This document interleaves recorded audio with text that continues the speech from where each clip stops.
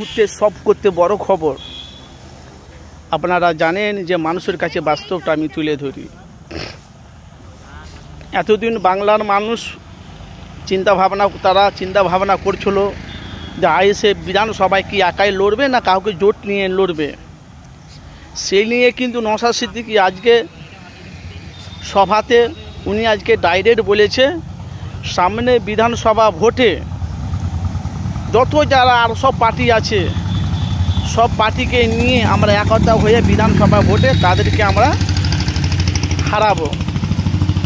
আপনারা জানেন যে নওশাদ সিদ্দিকী কোন বিরোধী দলগুলোকে হারাবার জন্য তারা বাংলায় আপনি জানেন যে আওয়াজ তুলছে। আপনারা জানেন যে নওশাদ সিদ্দিকী বলাবলি কথা ভাইজা যে বাংলার ওপরে যে এত যা অত্যাচার হচ্ছে, মুসলমানের ওপরে বাংলাতে যে এত যা হচ্ছে, এখন অবধি কিন্তু মানুষ কিন্তু সেই বিচার কিন্তু পায় না।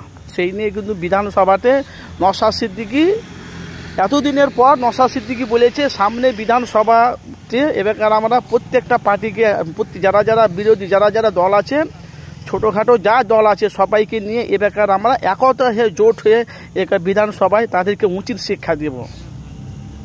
আপনারা জানেন নওশাদ সিদ্দিকী, আপনারা জানেন তো কার সাথে মানে নওশাদ সিদ্দিকীর বাংলাতে যে ক্ষোভ চলছে নওশাদ সিদ্দিকী আপনারা জানেন। প্লাস হলো মেন হলো বিজেপি, আপনারা জানেন সেই বিজেপি আরও দল আছে আপনারা সব জানেন। তো সেই নিয়ে কিন্তু এখন নওশাদ সিদ্দিকী ডাইরেক্ট বলছে এবার সামনে বিধানসভা ভোটে খালি সিপিএম কংগ্রেস নয় আরও সব যা দলগুলো আছে সবাইকে একতা নিয়ে এবার আমরা জোট হয়ে আমরা বিধানসভায় আমরা লড়বো। না হলো কেন বাংলায় যে অত্যাচার হচ্ছে, বাংলায় যে এত কিছু হচ্ছে, এখন অবধি কিন্তু কেউ মানে যে বলার মতন যে সাহস থাকে সে যারা খাচ্ছে তারা খাচ্ছে, কিন্তু যারা খাচ্ছে তারা প্রতিবাদ করছে না। আজকে যারা বড় বড় চেয়ারে যারা বসে আছে, যারা বড় বড় যারা এতে যারা বসে আছে এখন অবধি মুখ কেনা খুলছে না।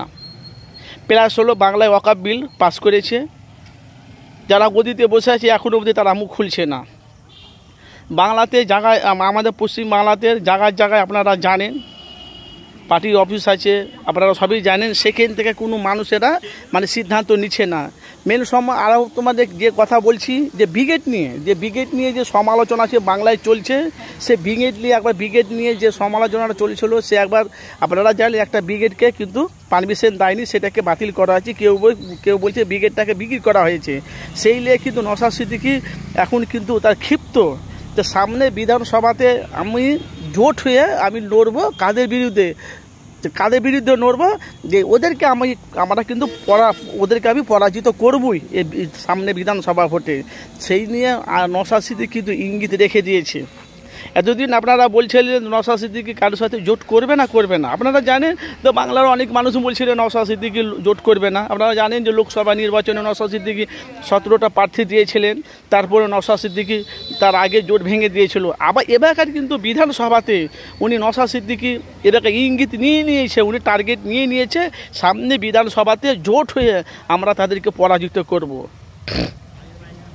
কাদের সাথে আপনারা জানেন যে নওশাদ সিদ্দিকী এই যে আরও সব যে বিরোধী দলগুলো আছে তাদের সাথে কিন্তু এবার বিধানসভাতে হাড্ডাহাড্ডি লড়াই হবে। কেন আপনারা জানেন যে নওশাদ সিদ্দিকী যেভাবে মানুষের পাশে দাঁড়াচ্ছে, মানুষের পাশে যে হয়ে কাজ করছে, যে মানুষের পাশে দাঁড়াচ্ছে, মানুষের হয়ে কাজ করছে। আপনারা জানেন যে নওশাদ সিদ্দিকী বাংলাতে যেখানে কোনো মানুষ বিপদে আপদে পড়ছে, জেনা ধর্ষণ মার্ডার কেস হচ্ছে, যেখানে যা হচ্ছে কিন্তু ফুরফুরা শরীফে নওশাদ সিদ্দিকী ওখানে গিয়ে উপস্থিত হচ্ছে। খালি একটা সিট পেয়েছে ভাঙড়ে এমএলএ নওশাদ সিদ্দিকী। সেই নিয়ে নওশাদ সিদ্দিকী এখন অনেক মানুষ তারা বলছিল আইএসএফ দলটা উঠে যাবে, কেউ বলছে আইএসএফ দলটা বাংলায় টিকে যাবে। সেই নিয়ে কিন্তু বাংলায় কিন্তু উত্তাপ্ত। আপনারা জানেন যে বাংলাতে যে হারে যখন চলছে পরিস্থিতি, এর সামনে বিধানসভাতে নওশাদ সিদ্দিকী অনেক কটা পার্টিকে নিয়ে জোট করে বিধানসভাতে হাড্ডাহাড্ডি লড়াই হবে। আপনারা মতামত জানাবেন, নওশাদ সিদ্দিকী পরাজিত করবে না নওশাদ সিদ্দিকী নিজে পরাজিত হয়ে যাবে। আপনাদের মতামত জানাবেন। কেন নওশাদ সিদ্দিকী নিজে ইঙ্গিত রেখেছে অনেক কয়টা পার্টিকে নিয়ে এবার আমরা জোট আমরা লড়বো বিধানসভা ভোটে, ওদেরকে আমরা পরাজিত করব।